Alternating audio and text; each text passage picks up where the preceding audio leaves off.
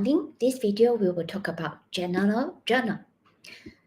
In this video, we will explain about how we use general journal. But first of all, general journal is a book of entry used to record transaction not found in any other journal. For example, like sales journal, purchase journal, sales return journal that we introduced in the previous video.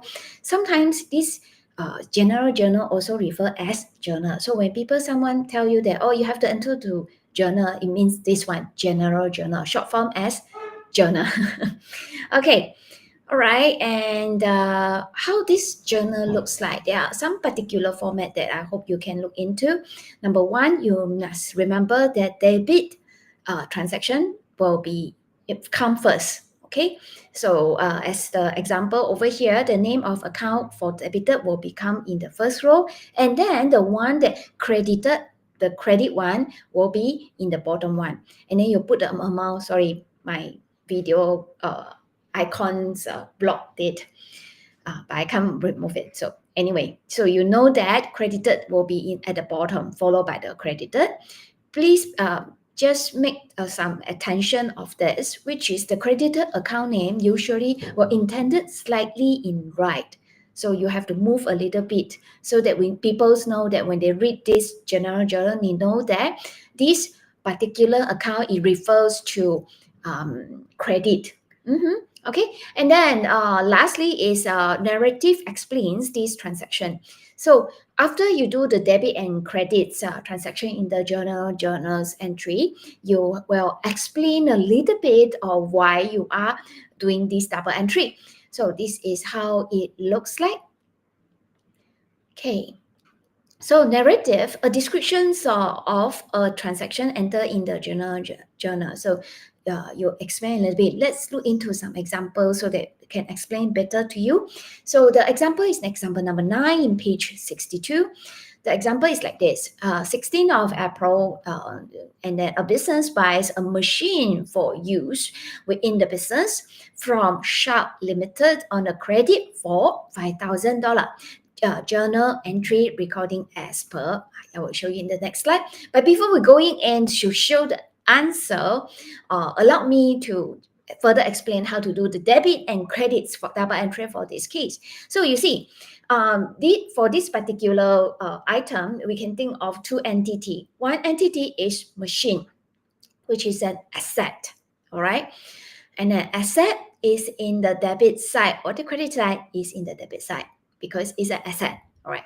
So for this case, $5,000 worth of machine is increasing, so will be debit, all right? And then what will be credit? The other side will be Sharp Limited. Sharp Limited, I purchased as a credit, right? That means I haven't paid Sharp Limited yet. Not yet. The 5,000 I still own to Sharp Limited.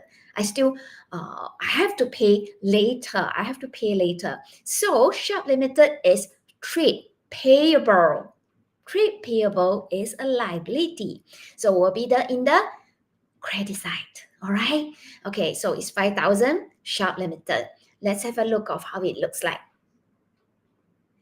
Okay, this is the journal. As you can see, you put the year up there, and then there is a 16th of April when this transaction happened. So machinery we put up there in the first row, and then 5,000 in the debit section, and then Sharp Limited we intend to go slightly a little bit intended, and then will be another credit which is Sharp Limited. So we need to put a narrative. Just a small notes here. Narrative don't need to repeat information already found in the journal entry. So you don't need to repeat Sharp Limited 5,000. No, you don't need to. So for this case, we are looking at putting the narrative is like, for example, bought a machine for business use. Or maybe this machine is buying for the, let's say, finance department, let's say. So you can say that buy machine for finance department. So this is just a small note for people in future when they read this double entry, they understand what is that for. So that is the purpose. Okay, let's look at another example 10, which is in page 63.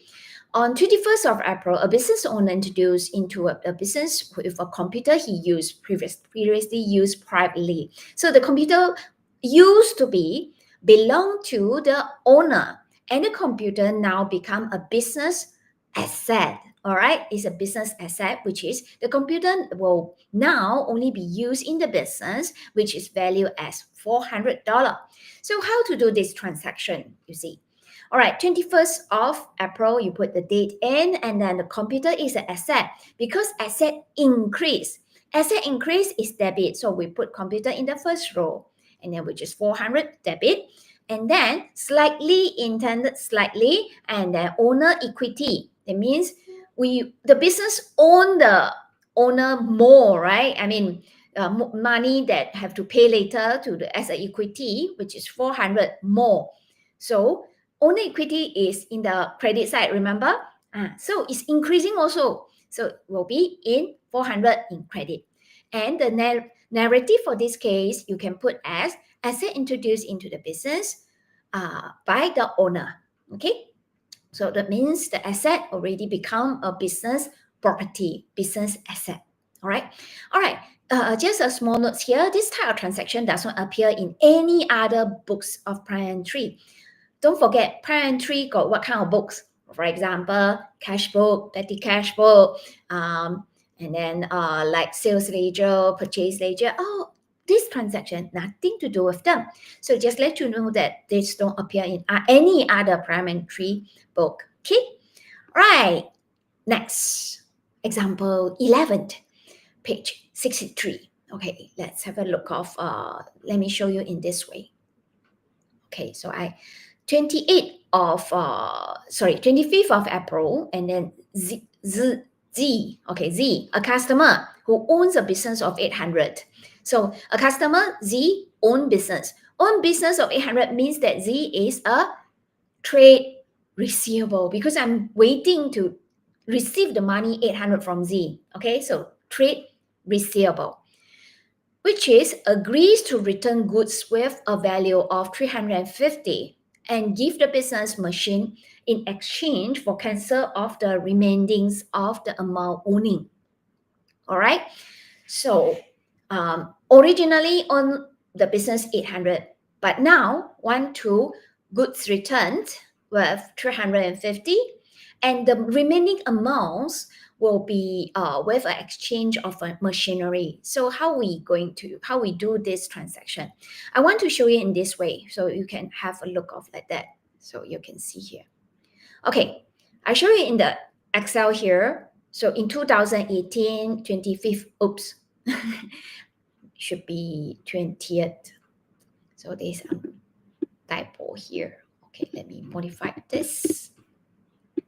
Okay, so 20th of April, and then sales returns, which is worth of 350 in the debit side, and then machinery as an asset increase for 450. How I get this 450 is 800 minus 350, then it becomes 480. All right, and then Z as a trade receivable.